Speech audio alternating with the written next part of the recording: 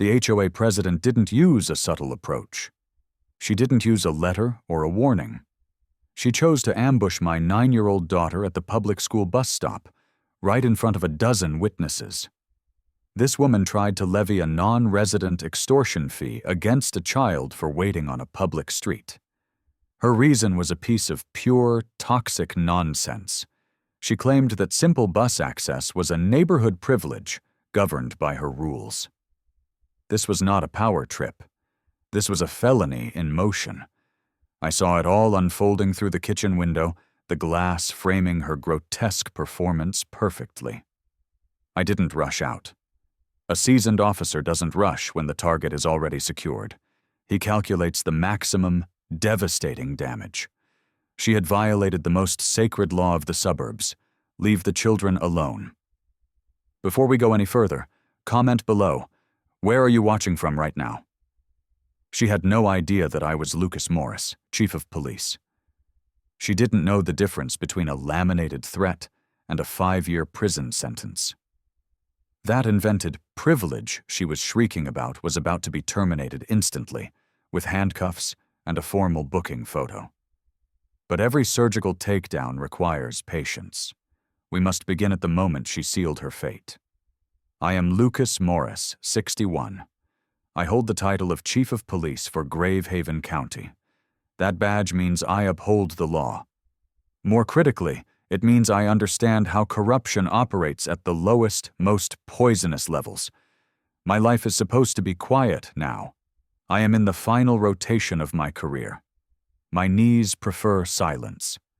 My brain yearns for the simple drama of a forgotten anniversary, not a high-stakes confrontation.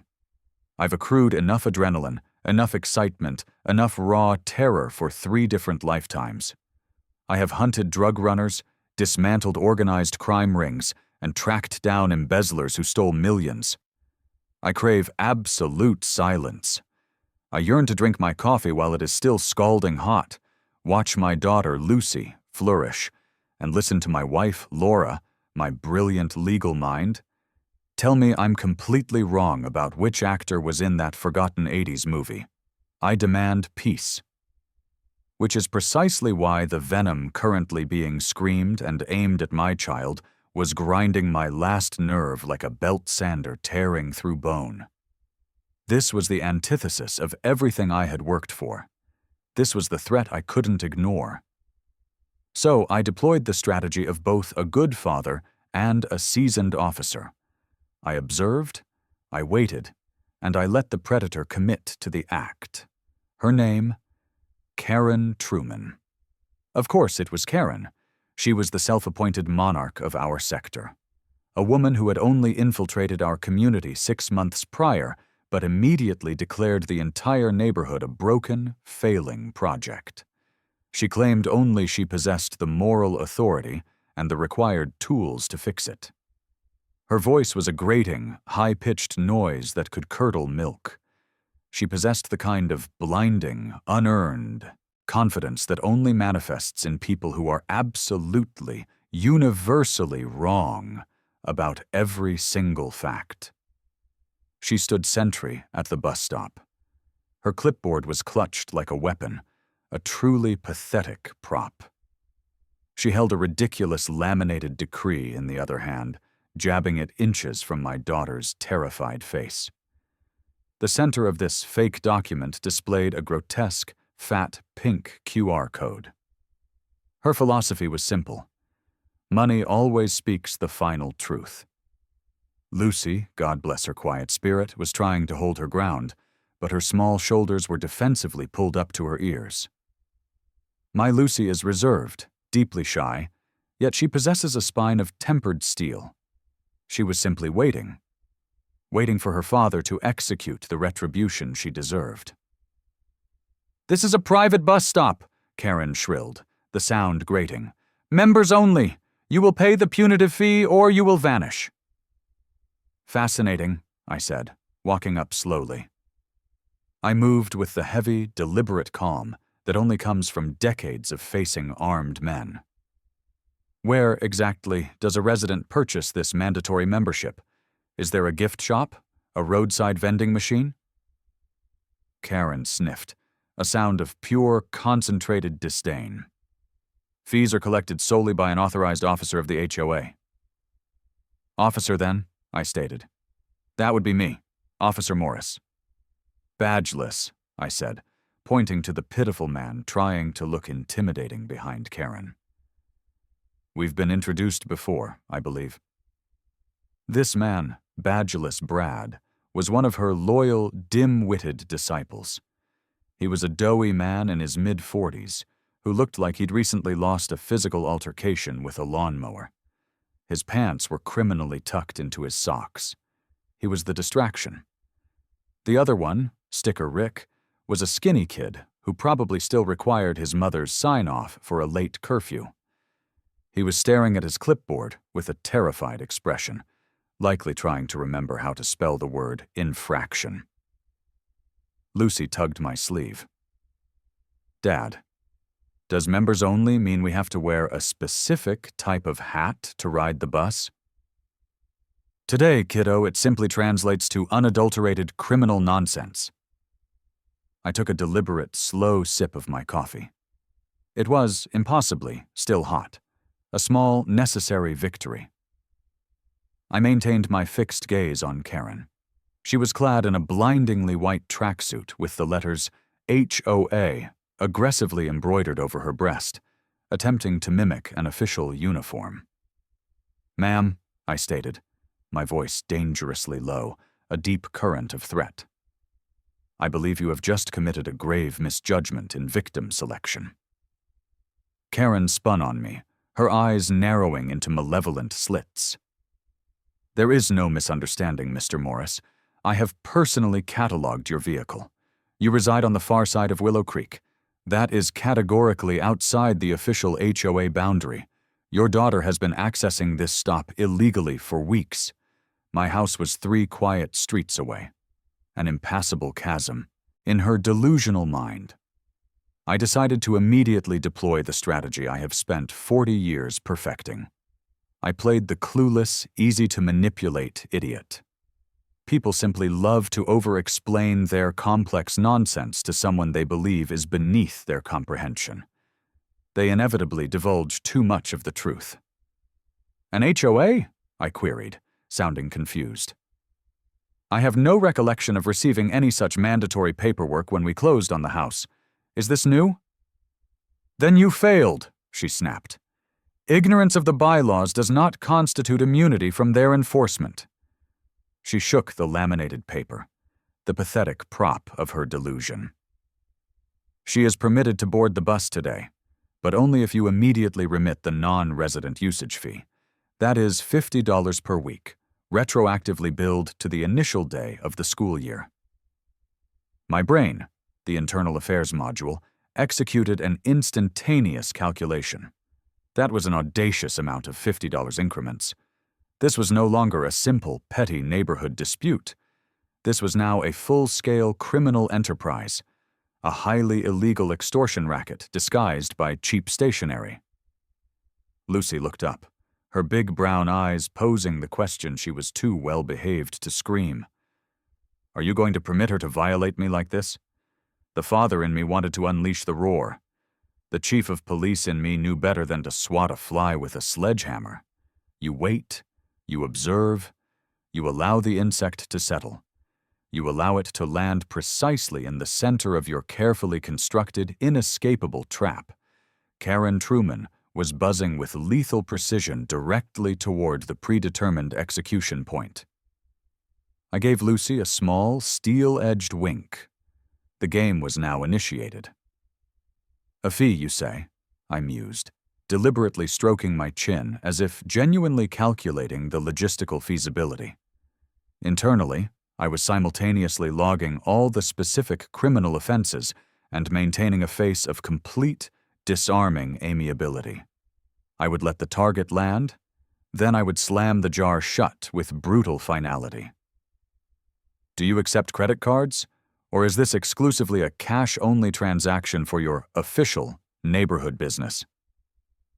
Karen puffed up with delusional, toxic pride, her trap now fully sprung in her own mind. She aimed a perfectly manicured nail toward the QR code. "It is entirely digital. We are a modern, efficient organization. Scan the code, pay the mandatory fine, or your daughter will walk 2 miles to her school." I could feel the pressure of the other parents' stares. A corrosive, sickening cocktail of pity mixed with a morbid, desperate curiosity. They were waiting for my inevitable surrender. What they failed to grasp was that the actual show was just powering up. I maintained my face, placid and still as a deep pond. Inside, the lethal mechanisms were turning. This had escalated far beyond a petty neighborhood bully. This was now felony fraud compounded by the harassment of a minor child. My minor. A child. Peace was a noble aspiration. But justice was about to make a house call, and I had a chilling certainty that Karen Truman would detest the visitor at her door. I took a final, slow sip of my coffee and offered her my most accommodating, deceptively confused smile. "Well, I'd certainly hate to be known as a rule breaker," I said, retrieving my phone slowly. "Let's just investigate this compulsory payment method." Karen's smug, victorious grin told me she believed the engagement was already over. She had no comprehension that I was not merely a father with a phone. I was a cop with a forensic memory and a deep, abiding, professional love for surgical, justifiable revenge. The first domino was about to fall. I intended to relish the sound of the inevitable shattering. I kept my smile unshakable, a harmless, friendly mask I deploy when the objective is to be catastrophically underestimated. It is my most reliable secret weapon. People see a graying man in a comfortable fleece vest. They utterly fail to see the 40 years of tactical experience dealing with crooks, liars, and bullies precisely like Karen Truman. I was about to teach her a lesson in the difference between neighborhood bylaws and state statute. She was about to find out my wife, Laura, was more terrifying than an entire SWAT team. "My name is Lucas Morris. I am the Chief of Police." That title isn't a formality. It is a record of decades spent in the dark, messy heart of economic crime and corruption. I wasn't just patrolling the streets. I specialized. My teams didn't chase speeders. They dismantled organizations. They hunted white-collar predators who used laminated paper and legal loopholes to systematically steal from the weak. 40 years in law enforcement teaches you a singular, brutal truth. The criminals who inflict the most financial and emotional damage rarely carry a gun. They carry a clipboard. They carry a laminating machine. They hide their crimes behind the pretense of official structure. My current role, my quiet corner in Gravehaven County, was supposed to be a strategic retreat. It was a deliberate, necessary reduction in risk. I was retired from the intensity of the street, but I was never retired from the analysis. The mental wiring doesn't shut off. When Karen Truman started her performance, my brain didn't see an angry neighbor. It saw a financial fraud case file opening in real time. My authority isn't just a badge. It is a moral code forged in years of watching good people lose everything to bad faith actors. I value absolute peace. But I know that true, lasting peace is never passive. It is achieved only through violent, surgical justice against those who threaten the core security of the community. Karen Truman was threatening my community. She was threatening my family. She was about to find out how unforgiving the system can be when it is activated by someone who built it. She was about to realize that her little neighborhood scam had just triggered a federal-grade response from a man who knew exactly where to press the legal pressure points. The threat against Lucy was the unforgivable transgression. It turned the switch from dispute to code-red personal retribution. My daughter is the anchor of my world. My current quiet life orbits around her well-being. The man she attacked was just a dad. the man she unleashed was a machine built for hunting predators, and she was about to face the intelligence officer of my operation, my wife, Laura. Laura is an absolute force. While my tools are the statutes and the affidavit, her weapons are the Wi-Fi router and the command line. She is a top-tier IT professional. She specializes in forensic data retrieval and tracking the digital footprints people desperately try to wipe clean. Karen Truman thought she was anonymous behind her fake QR code. She was about to learn that my wife could dismantle her fake digital empire from the kitchen island before the coffee even cooled. Lucy is the emotional anchor. Laura is the tactical genius who makes sure the legal shot is clean. I am the commander. She is the system architect. Karen's mistake wasn't just picking a fight with a cop. It was picking a fight with a family operating as a functional, lethal security unit. She attacked our quiet. She attacked the one thing I protect with lethal, unwavering force. That makes the threat personal. It makes the destruction mandatory. Her two pitiful minions, Badgeless Brad and Sticker Rick, only served to highlight Karen's structural weakness. They were pathetic, unorganized, and completely reliant on her manipulative arrogance. They are the human shields she deployed. Brad, the doughy, mid-40s man, confirmed his lack of official power simply by wearing that absurd tracksuit. No badge, no legal standing. Rick, the terrified kid, was only equipped with sticker supplies, the evidence of minor vandalism, not enforcement authority. Their flaws are not just comic relief for the neighborhood, they are the future weak points I will exploit. They are puppets, and I already knew the precise order in which to cut their strings. My initial assessment shifted from pure outrage to a cold, professional contempt for their lack of effort, their lack of intelligence. This made my job easier. They were simply accessories to the crime, and I would treat them as such. But the real, immediate confirmation of Karen's lack of authority came from two places. First, the intervention of Gus, the bus driver. Gus, a mountain of a man who looked like he wrestled grizzlies, invoked county school district jurisdiction. Gus confirmed this was a public school property stop operating on a public road. Karen's entire premise, that she owned the pavement, was instantly invalidated by a man in a safety vest. That was the first official nail in her coffin. The second was Mark, the quiet IT professional whose phone she violently slapped. Mark, the victim of documented assault, was instantly ready to fight back. Mark's outrage was the neighborhood's collective demand for freedom. This was crucial. It confirmed that my fight wasn't just personal retribution, it was a necessary public service. I wasn't fighting for them. I was fighting with them. Karen Truman had strutted away from the bus stop feeling entirely victorious. She had bullied a child, assaulted a man, and been verbally aggressive with a county employee. She believed she had won the morning. She believed the parents were cowering. She had no idea that her entire flimsy operation was already under a full-spectrum forensic and legal review. She was completely blind to the fact that her pathetically designed website was about to become the single greatest piece of evidence against her. She didn't know that the very moment I walked through the door, my wife Laura was already sitting at the terminal, prepared to execute the digital counterattack that would lead to Karen's total, humiliating downfall. Her fate was sealed. The next step was simply the systematic collection of her self-incriminating data. The hunt was now on. I knew precisely what Karen Truman was running. This was never about manicured lawns or community standards. It was a clear-cut extortion racket utilizing manufactured fear as its capital. Her goal was purely financial.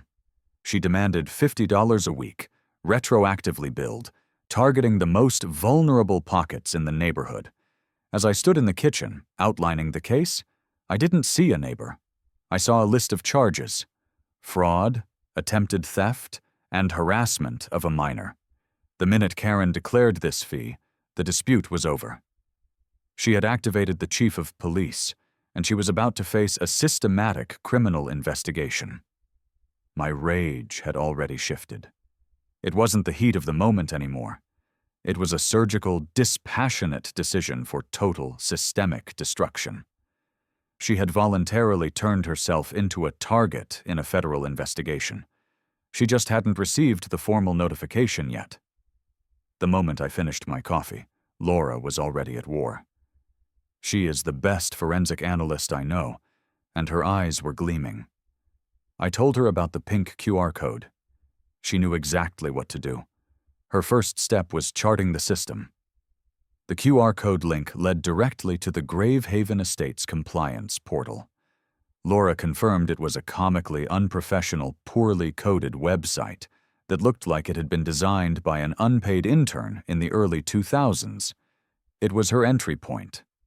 She analyzed the backend, checking for basic security flaws. The first critical failure came with the password.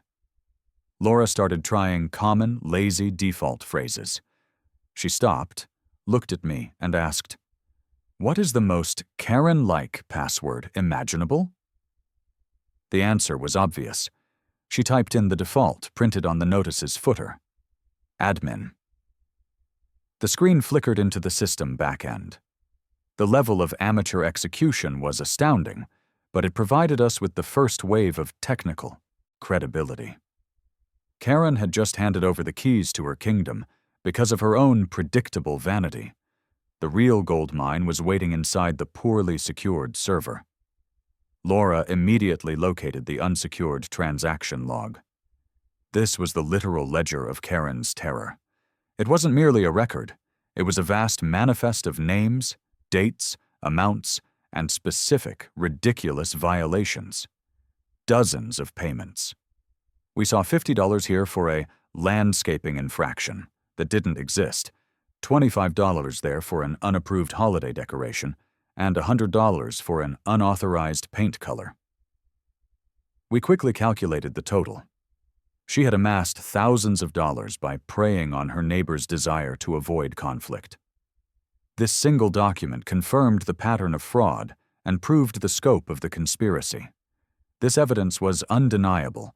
It instantly upgraded the case from a neighborhood quarrel to an organized financial crime worthy of immediate attention. The evidence justified the total revenge operation. It was no longer simply about personal vengeance. It was about mandatory public service to retrieve stolen funds. But Laura found something even more crucial than the list of victims. She found the reversals log. This was a shorter, deeply telling list of names who had been immediately refunded after paying their fines. Stephen Henderson, the lawyer from Elm Street, paid a fine, and 2 days later, Karen silently reimbursed him. Mrs. Gable, whose son is a state senator, was also refunded. This was the coward's record.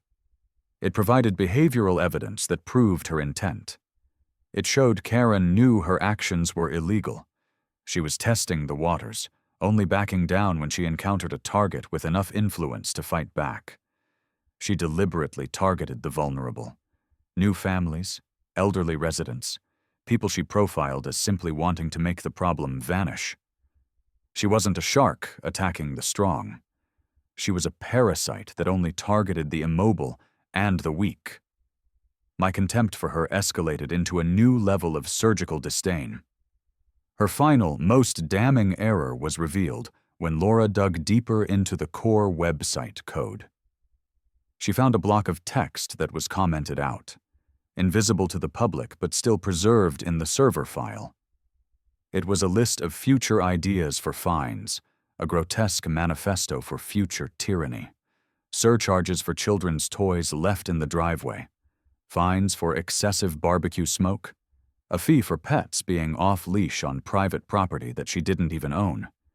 This proved the scam was not a mistake, a hobby, or a temporary blunder. It was an ongoing, detailed business plan to construct an empire of petty tyranny funded by the stolen money of her neighbors. The evidence was overwhelming. It was a cancer on the community, and it required immediate, radical surgical removal. I smiled, cold and hard. The legal fight had been won in my kitchen. Now it was time for the public execution of her authority. The internal notes. The manifesto for future. Tyranny. Confirmed our suspicion. Karen Truman was not a random nuisance. She was a criminal strategist with a long-term plan to monetize every tiny aspect of her neighbors' lives. This was a cancer, and it required immediate, radical surgical removal. The evidence we possessed was already enough for a warrant, but I needed absolute, undeniable legal and technical foundations for the public arrest. The revenge had to be calm, it had to be surgical, and it had to be layered with documents she couldn't dismiss. I needed to prove, beyond any shadow of a doubt, that her entire structure was a lie before the handcuffs went on. I first focused on the illegal jurisdiction. Karen's entire argument rested on the assumption that her HOA was a real entity, with legal standing over public property. I placed the crucial call to Pam at the Gravehaven County Clerk's office. Pam is a veteran, a master of the county database, and someone who recognizes a fraud scheme the minute she hears it. I requested an official search for any and all registered Gravehaven Estates Homeowners Association, bylaws, charters, or articles of incorporation within the county limits. The response was immediate and devastating. The county clerk's official database held absolutely zero record. Not now. Not ever. Her kingdom was a complete, documented lie, and I had the official, recorded confirmation of its non-existence. This was the legal kill shot. It meant Karen wasn't just collecting unauthorized fees. She was impersonating a corporate entity to commit fraud, a far more serious charge. The financial fraud was enough for court, but for a public, on-the-scene arrest that would utterly destroy her credibility, I needed undeniable physical evidence of the crime in progress. I contacted the head of transportation, a gruff old colleague named S. I didn't mince words. I told him I needed Bus 7's exterior camera footage, the high-definition video from the morning before. I specifically needed the wide-angle view of the Oak and Maple bus stop. This was the footage that captured Karen's assault on Mark and her blatant harassment of Lucy at a public, federally regulated stop. S grumbled about the paperwork, but he understood the severity. The official school district video footage was instantly secured and downloaded to my private cloud drive. It was unbiased. It was high definition. It was the perfect, irrefutable record of her criminal behavior. The evidence was locked down. Now, the focus shifted entirely to the sting operation. I had the hammer. I just needed to lure the nail into the perfect position. I called Deputy Miller, a sharp young officer I'd mentored, and put him on immediate standby. The plan was simple. Bait Karen with my daughter and cash, and catch her demanding the fee and committing another act of aggression directly on camera. Miller began the groundwork for the standby warrant based on the fraud evidence we already had. Meanwhile, Laura, the tactical genius, prepared the final piece of digital theater. She created a fake payment confirmation screen. This was crucial. It had to look exactly like the shoddy receipt from Karen's website, complete with a confirmation number and timestamp. But in her typical, subtle brilliance, Laura crafted the transaction ID to read N0TAR3AH0A. This was the small, internal joke that made the clinical revenge bearable. It was proof that I had paid Lucy's fee, proof Karen would reject it because the money wouldn't appear in her fraudulent account. It would force her to escalate, to attempt to seize my daughter's property, or to try and illegally immobilize a car. I had the evidence, the forensic data, the official legal testimony, and the unbiased video footage. Now I needed the public stage. I tucked Lucy into bed that night. She was still worried. "Does that mean the lady is going to be there, Daddy?" I smoothed her hair back. She might be, sweetie, I promised. But you don't have to worry about her. A lot of grown-ups are going to be there to make sure everyone is safe. You just worry about getting on that bus. I made the promise. And I knew the only way to keep that promise was to execute the total, public, career-ending destruction of Karen Truman the next morning. My phone buzzed in my pocket. It was Laura. The message was crisp, professional, and full of triumph. "Showtime, big guy. Don't forget your lines."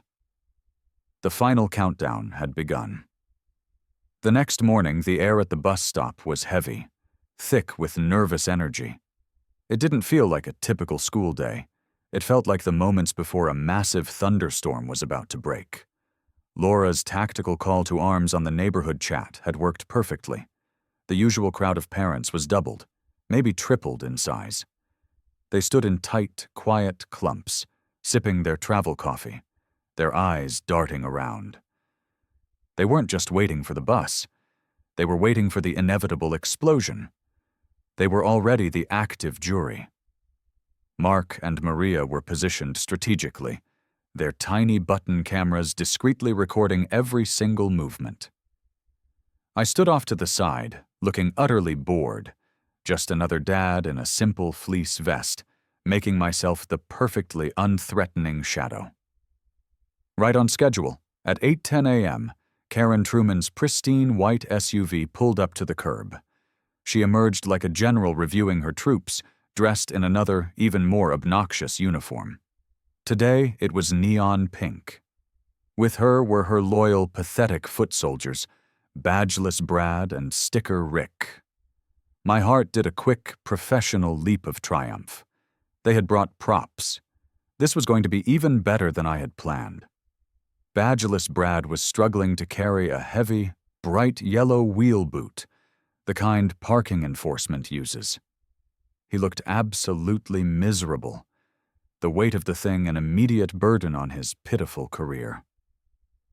Sticker Rick held his clipboard with an almost religious reverence, and slung over his shoulder was a satchel filled with giant day-glow orange violation stickers. Karen clapped her hands together, the sharp, commanding sound breaking the nervous silence. "Attention!" she bellowed, addressing the silent crowd of dozens as if they were thousands. As part of the Gravehaven Estates HOA's ongoing commitment to community standards, we are conducting a full compliance sweep this morning. All residents will be assessed. There will be zero tolerance for infractions. She scanned the crowd, her eyes shining with malicious, toxic power, and they instantly locked onto Maria's minivan. She marched over, Brad and Rick scrambling in her wake. She bent down, squinting at the front tire. "Aha!" she declared with pure, unadulterated triumph. "This vehicle is parked 2.5 inches from the curb. Our bylaws clearly state a maximum distance of 2 inches. That is a Tier 2 parking violation." She snapped her fingers at Brad. "Brad, boot it." Brad looked at the minivan, then at the heavy boot in his hands, then at the massive crowd of witnesses. He was already sweating profusely. Karen," he stammered, pathetic and uncertain. "Are you sure? It's just a minivan." "Do your job, compliance officer," she shrieked, impatient with her weak tool. Brad shuffled forward. He tried to attach the boot to the wheel, but he clearly had zero idea how the mechanism actually worked. He fumbled with the locking mechanism, grunting with painful effort. Finally, he lost his grip. The heavy metal boot fell to the pavement with a loud, reverberating clang. It landed squarely on his own foot. He let out a pained, high-pitched yelp and instantly started hopping around, clutching his toes. It was pure, unadulterated public slapstick failure. Undeterred, Karen simply moved on, her focus absolute. She pointed a finger at a little boy who was proudly holding a brand-new Spider-Man backpack. "You!" she barked. "That backpack is not on the approved color list. Primary colors are only permitted as accents. That is a personal item infraction." She turned to her other minion. Rick, confiscate the contraband item. Sticker. Rick, who looked barely 19 and was already pale with fear, took a hesitant, weak step toward the little boy. The boy's father, a large man named Dave, who I knew worked construction, calmly stepped in front of his son, blocking Rick's path entirely. Rick froze, looking like a deer caught in the headlights of a very large, very angry truck. This was the moment I was waiting for. She was escalating from verbal threats to attempted property seizure against a minor child. The cameras were rolling. The witnesses were watching. I stayed put, letting the scene play out just a little longer. It was strategically vital for her to feel completely, desperately in control, to dig the hole just a little bit deeper before the bottom dropped out. High on her own perceived power, Karen didn't even notice me anymore. Her eyes scanned the crowd of children, looking for her primary target. Her gaze locked onto my daughter, Lucy, and a cruel, triumphant smile spread across her face. She marched toward us. The pink tracksuit was a blur of righteous, manufactured indignation. "And you!" she snarled, pointing directly at my child. "Do not touch my child," I said. My voice was quiet, flat, and final. Karen leaned closer anyway, ignoring the direct order. "Rules are rules, Mr. Morris." I shifted half a step, deliberately placing my shoulder, my entire body, directly between them. "Here's a rule. You keep your hands to yourself." Rick whispered to Brad, who was still massaging his foot. "Is breathing loudly a rule?" Brad whispered back. "Probably Tier 3. Lucy instinctively took a small step behind my leg, confirming her fear. "I told you yesterday, Morris," Karen continued, spitting the words out. "This is a private stop for paying members of the community. I don't see your name on my compliance list. The non-resident fee has not been paid." I held up my phone, showing her the fake confirmation screen Laura had made. The perfect bait. "Oh, there must be a clerical mistake," I said, my voice dripping with false sincerity. "I paid it this morning. See right here, transaction ID Enuro TAR3AHOA. She squinted at the phone, her brain struggling to process the gibberish transaction code. Her absolute victory was slipping away, and she could not comprehend why. Her face clouded over with confusion and building rage. She was now a cornered animal, and cornered animals do spectacularly stupid things. Perfect. The bait was taken. Time to drop the door. Just as Karen's face began to contort into a mask of pure, frustrated fury, a critical new player entered the arena. Doris, the neighborhood crossing guard, arrived for her morning shift. Doris was a force of nature in her late 70s. A tiny, wiry woman who ruled her intersection with an iron will and a stop sign she wielded like the hammer of Thor. She wore her neon yellow safety vest over a brightly colored floral dress, a combination that was somehow both ridiculous and profoundly intimidating. She took one look at the chaos. Brad hopping on one foot, Rick cowering behind his clipboard, and Karen trying to intimidate a county chief of police's child. Doris sighed the weary sigh of a woman who has witnessed far too much nonsense in her long life. She marched directly up to Brad. "Bradley Miller, what in Sam Hill are you doing with that contraption?" she demanded, poking the heavy wheel boot with the edge of her stop sign. "You'll scratch the county asphalt, and then I'll have to file a report. Your mother, bless her heart, would have a fit if she knew you were out here vandalizing public property." Brad froze mid-hop, his face turning a shade of red that clashed horribly with Karen's tracksuit. Mrs. Henderson," he stammered. It's official HOA business." Doris turned her steely gaze onto Karen Truman. "Karen Truman, are you bothering these children again? I swear you have more rules than a convent and less authority than a garden gnome. This is a school crossing. It is for the children. Now, are you going to get out of the way, Or do I have to write you an official citation for loitering in a designated safety zone? From a perfectly manicured lawn across the street, two identical heads popped up from behind a row of rose bushes. The Henderson twins, Bob and Bill. They were middle-aged brothers who shared a house and an unnerving habit of speaking in tandem declarations. They were the neighborhood's Greek chorus. "We're witnessing it," yelled Bob, holding a pair of pruning shears. "Alibi," yelled Bill, waving a trowel. Adding to the beautiful chaos, my friend Buddy Eli wandered over. Buddy was a big, cheerful guy who ran a popular food truck called the Rolling Scone. He was holding 2 steaming cups of coffee.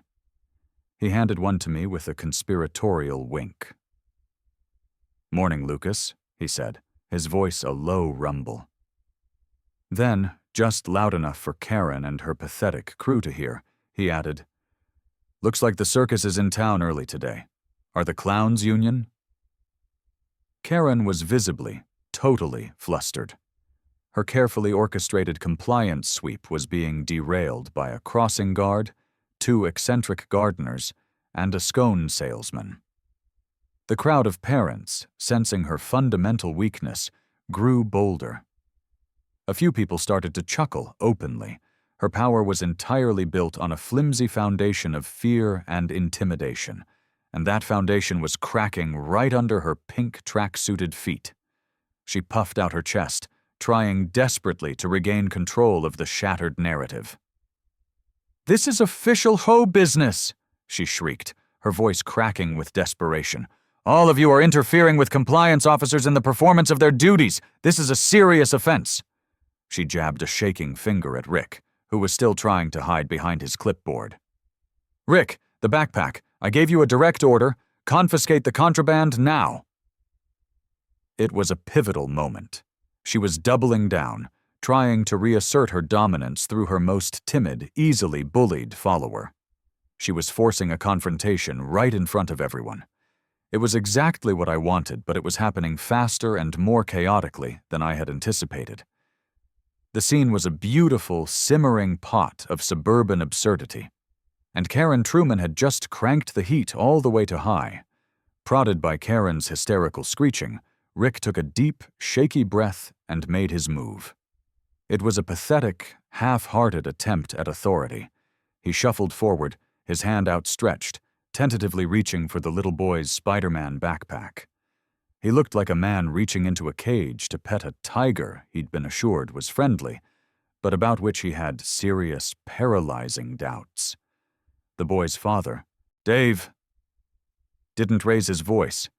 He didn't have to. He just stood there, a human wall, and spoke in a low, calm rumble that was infinitely more terrifying than any shout could be.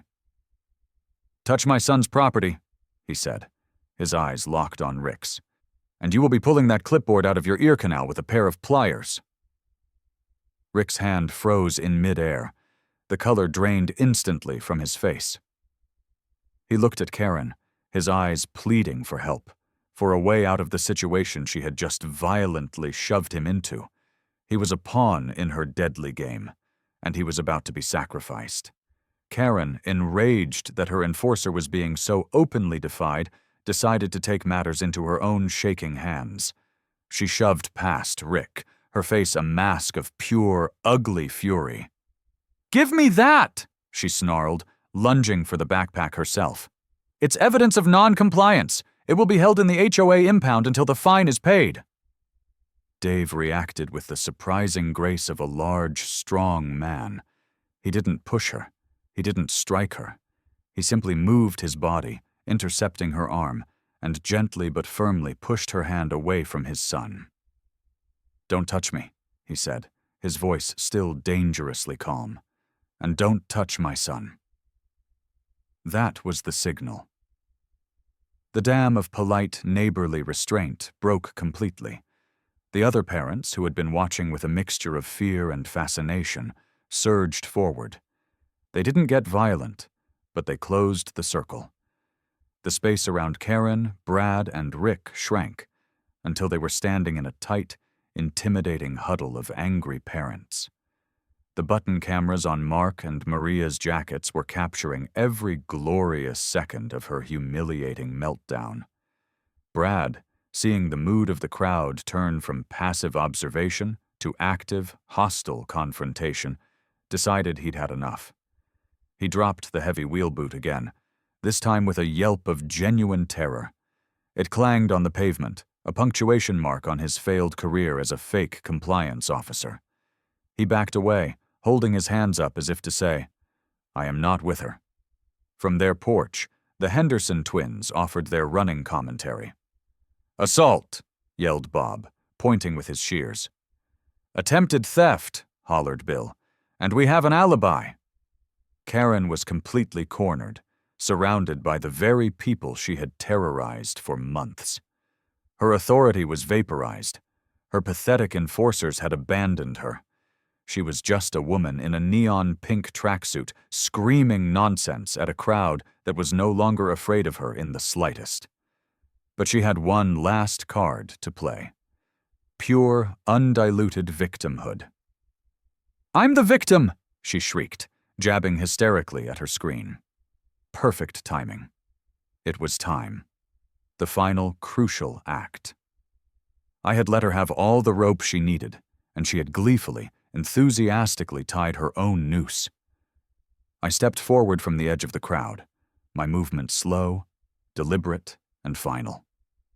I put myself between Karen and Dave, creating a small pocket of absolute calm in the middle of the raging storm. I looked her right in the eye, my face still neutral, my voice still quiet. "Ma'am," I said, as if we were discussing the weather, "I think that's enough for one morning." Karen spun on me, her eyes wild, desperate, and filled with uncontrolled fury. The sight of me, the man who had started this entire devastating chain reaction by simply refusing to be bullied, sent her entirely over the edge. "And who do you think you are?" she screamed, her voice raw and breaking. "You're nobody. You're just another rule breaker. You're the one who should be arrested." I let a small, tight smile play on my lips. It was a smile I reserved for only the most special, devastating occasions. It was my checkmate smile. "Well," I said, letting the suspense hang in the air for one perfect, delicious, agonizing moment. "As it happens, I have a little bit of experience with that." The show was about to reach its grand, public finale. I kept that devastating, quiet smile fixed on my face, letting Karen stew in her own boiling rage for a few agonizing seconds. "I was just a dad," I said, my voice still light and deceptively conversational. "Just a dad who happens to have a few uncomfortable questions for the supposed steering committee." The suspension was a weapon, and I was wielding it with surgical precision. I turned my head slightly, just enough to catch Mark's eye. "Mark, you're our designated cameraman today. Tell me, did you manage to get a crystal clear shot of Mrs. Truman demanding illegal money from me a moment ago?" Mark, his confidence now soaring, tapped the small button camera on his jacket. "Crystal clear," he affirmed. "Lucas, I got her demanding the fee, and I got a real nice close-up of your phone displaying the fake payment confirmation. It's all recorded in glorious 4K, officer." I then turned to Maria, whose minivan remained unbooted thanks to Brad's incompetence. "And Maria, how about you? Did your camera happen to record her threatening to illegally immobilize your vehicle on public property without any legal cause or court order?" Maria's grin was predatory and absolute. "Oh, I got that," she confirmed. "And I got her ordering her little goon to try and steal a child's backpack. The audio is pristine. You can hear every single unhinged syllable." Karen's face, which had been a furious shade of red, began to instantly pale. The toxic bluster was leaking out of her, replaced by a dawning, horrified confusion. She was a general who had just realized her entire army was composed of cardboard cutouts and terrified children. I pulled out my own phone and held it up. You know, technology truly is a wonderful thing. Gus, the bus driver, sends his professional regards. He was so deeply concerned about the public disturbance yesterday morning that he saved the exterior camera footage. The school district's high-definition camera got a lovely wide-angle shot of you physically assaulting Mark. It is an exceedingly compelling piece of video evidence. I took a deliberate step closer, my voice dropping to a more serious, official, and entirely non-negotiable tone. I also took the liberty of making a crucial phone call this morning to the Gravehaven County Clerk's office. I had my contact run a comprehensive search for any and all registered homeowners associations within the county limits. And it's the funniest thing, Karen. They have no official record of a Gravehaven Estates Homeowners Association. Not now, not ever. It's almost as if you just made the entire organization up as a platform for extortion. I hit the speaker button. A crisp, official voice answered. Confirmed, Chief. No HOA on file for the Oak or Maple public roads. The legal jurisdiction is 0. Karen was instantly speechless. Her mouth opened and closed, but no sound could escape. She looked like a fish gasping desperately for water. Her entire fantasy world, built on lies, arrogance, and cheap laminated paper, had just evaporated into thin air. I gestured to the canvas tote bag resting at her feet, the one overflowing with her self-important notices and violation forms. And I'm willing to bet my entire pension that bag is full of forged documents designed to systematically intimidate and defraud the residents of this neighborhood. And I'd also bet that the QR code you're so proud of links to a simple amateur payment app on your phone, which funnels all that illegally collected money directly into a personal bank account tied to a P.O. box you rented under your own exact name. Every fact I delivered was a hammer blow, shattering her reality piece by piece. She looked around wildly at the silent, staring faces of her neighbors, at her 2 enforcers who were now actively trying to phase out of existence. There was no escape. Then, with the timing of a seasoned stage director, a Gravehaven County patrol car rolled silently to the curb, its lights off. It was quiet. It was professional. Deputy Miller, the sharp young officer I'd mentored, stepped out of the driver's side. He was the picture of calm, deliberate authority. He surveyed the entire scene. The crowd, the terrified-looking Rick and Brad, the trembling, sputtering Karen, and me standing in the middle of it all. He walked over slowly. He didn't look at Karen. He looked directly at me, and in a voice loud and clear enough for everyone, from Doris the crossing guard to the Henderson twins on their lawn. To hear, he said, "Morning, Chief. We saw the videos. Ready when you are." "Copy," I confirmed. "Seize the tote. Log every notice. Photograph the boot." Miller nodded to the second deputy, now jogging up the sidewalk. "Brad, Rick, ID's out. Stay put." Buddy Eli cupped his hands and yelled, "Also, we're offering refunds in the form of donuts." "Careful, Buddy," I warned, my voice flat. "Those have real authority." The word chief hung in the air, heavy and final. Karen Truman froze solid. I could practically see the circuits in her brain shorting out. The friendly dad in the fleece vest, the man she'd dismissed as a rule breaker, the person she was about to report to the police, was the police. The color drained entirely from her face, leaving it a sickly, pasty ash gray. It was the beautiful, exquisite moment of realization when the bully finally understands they've picked a fight with the one person they never, ever should have confronted. It was checkmate. The silence that followed Miller's official greeting was absolute. Every parent, every nosy neighbor stood frozen, processing the devastating revelation. Karen Truman looked like she had been turned to stone. Badgeless Brad looked like he was about to vomit violently. Sticker Rick seemed to be actively trying to become one with the asphalt. I allowed myself a small, deeply satisfying smile.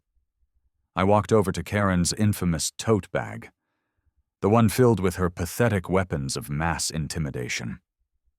I reached in and pulled out one of her laminated, official-looking violation notices. I held it up for all to see. "You know, Karen," I said, my voice conversational again, as if I were simply discussing the lack of rain. "I've been in law enforcement for nearly 40 years. I've seen some pretty creative paperwork in my time. Forged checks, fake IDs, phony deeds. This stuff," I said, flicking the edge of the laminated sheet with my thumbnail, "is unimaginative and low effort. The font choice is entirely too aggressive, but it is fundamentally very, very illegal." I reached into the inner pocket of my fleece vest. My fingers closed around the object I had brought from my desk drawer that morning, just for this precise occasion. It was my favorite office supply. I pulled out a big, chunky, self-inking stamp with a bright pink ink pad. It was a gag gift from Laura, one I'd never had the chance to use officially until this perfect moment. I clicked it open with a satisfying thwack. I positioned it carefully over the center of her violation notice and brought it down with firm, decisive pressure. Ka-chunk. I lifted the stamp. There, in big, bubbly, gloriously pink letters, was a single word. Void. I stamped 3 in a row. Ka-chunk. Ka-chunk. Ka-chunk. Pink void bloomed like toxic flowers after a rainstorm, nullifying her authority with every satisfying strike. This was the part I live for. Not the inevitable arrest, not the court case, but the small, perfect, petty act of surgical justice that a bully like her would understand on a visceral, humiliating level. I was nullifying her power, one pink stamp at a time. Deputy Miller, taking his cue, stepped forward. He stood directly in front of Karen, who was still staring at me in utter disbelief. "Karen Truman," he said, his voice now all business, the formal tone of an officer making a guaranteed arrest. "You're under arrest for harassing a child, fraud, and attempted theft. You have the right to remain silent. What you say can and will be used against you in a court of law." As Miller gently took her arm to place the handcuffs on her, Karen finally snapped out of her trance. The wailing began. "No, this is a misunderstanding. I'm a community leader. I was just trying to uphold standards." I leaned in close, my voice a conspiratorial whisper only she could possibly hear. "Quick tip for you, Karen. From one community leader to another, real leaders don't try to shake down 9-year-olds for their lunch money. It's bad for morale." Miller led Karen to the patrol car, her wails of protest instantly mixed with sobs of self-pity, a pathetic, broken chorus. As he placed her in the back seat, I called out to him, "Hey Miller, before you go, hit the siren for me, will you? Just a little bloop bloop. I think the neighborhood deserves a victory song." Miller grinned, knowing exactly what I meant. He leaned into his cruiser and gave the siren a quick, surgical tap. A pathetic little war-up sound echoed through the street. It wasn't a scream of emergency. It was the comical chirp of triumph. It was absolutely perfect. The moment the patrol car door closed and locked, the crowd erupted. Doris, the crossing guard, blew her whistle like a confetti cannon. "Clear the crosswalk for justice." Buddy Eli raised a scone high above his head. "Free sprinkles for good behavior." Parents laughed, their shoulders finally dropping, shedding months of manufactured fear and anxiety. A palpable wave of cheers and applause swept through the bus stop. Dave, the construction worker, let out a massive whoop and gave me a slap on the back that nearly sent me into the rose bushes. Mark and Maria were hugging, their mission accomplished. Doris was beaming, holding her stop sign aloft like a trophy. And from across the street, the Henderson twins delivered their final, necessary verdict. "Justice!" yelled Bob. "Alibi!" yelled Bill. Through the crowd, I saw Laura approaching, She must have been watching the entire spectacle from the end of the street.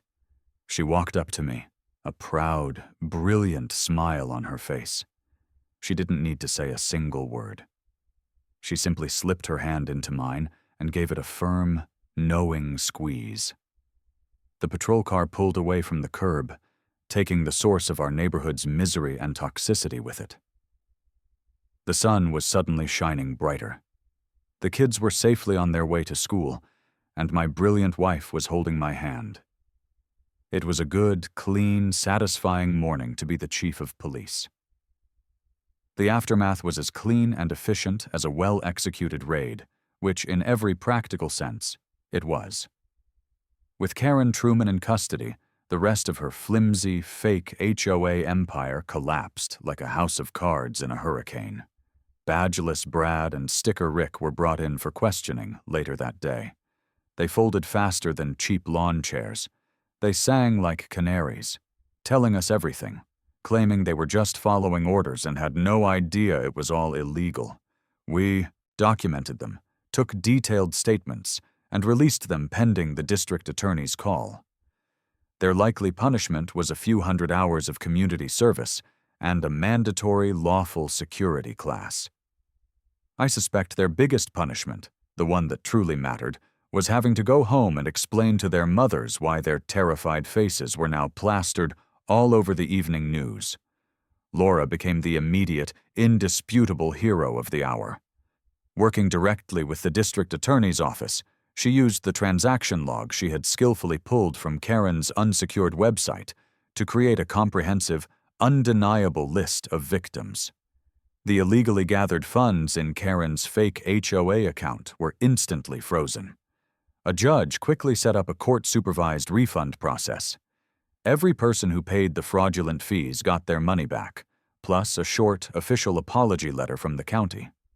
It was a beautiful, systematic undoing of all her petty, systemic crimes. Faced with a mountain of evidence, multiple high-definition videos, crystal-clear audio recordings, impeccable financial records, and nearly 24 sworn witness statements, Karen's own lawyer advised her to take a plea deal. She pleaded guilty to fraud and harassment. She narrowly avoided actual jail time, but she got a hefty, real fine this time, 2 years of probation, and 200 hours of community service. The sweetest part of the deal, the one that truly mattered to me, was the permanent restraining order. Karen Truman was legally barred from coming within 500 feet of Lucy's school or our neighborhood bus stop. The Queen had been officially and permanently exiled from her fraudulent kingdom.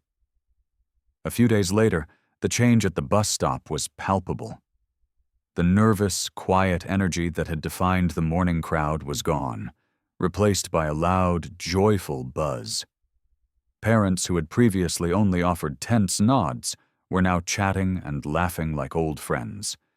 The shared experience, the victorious takedown, had bonded them permanently. They had faced down the dragon together, and they had won. One morning, Buddy Eli brought his rolling scone food truck and gave out free coffee and breakfast tacos to everyone. It felt exactly like a massive block party. Doris, the crossing guard, held court, telling stories about the great HOA takedown of 23 to the wide-eyed children. I walked Lucy to the stop that morning, just like always. But this time, she wasn't clinging to my leg. She wasn't nervously looking over her shoulder. She saw her friends and ran ahead, laughing freely, her backpack bouncing confidently.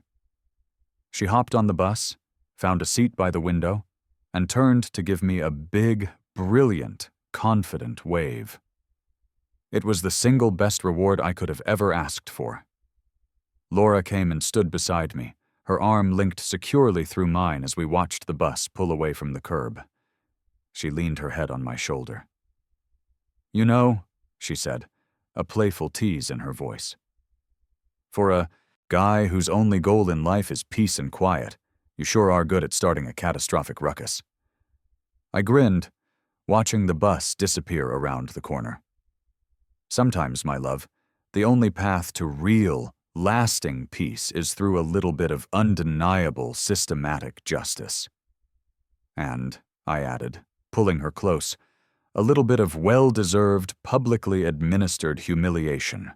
The air was clean, the neighborhood was absolutely safe, my daughter was happy, and somewhere across town, a woman who thought she could build a throne out of fear and cheap laminated paper was probably picking up trash on the side of a highway, wearing a bright orange vest that clashed horribly with her tracksuits. Peace needs justice. Children laughing at a safe bus stop. That's both.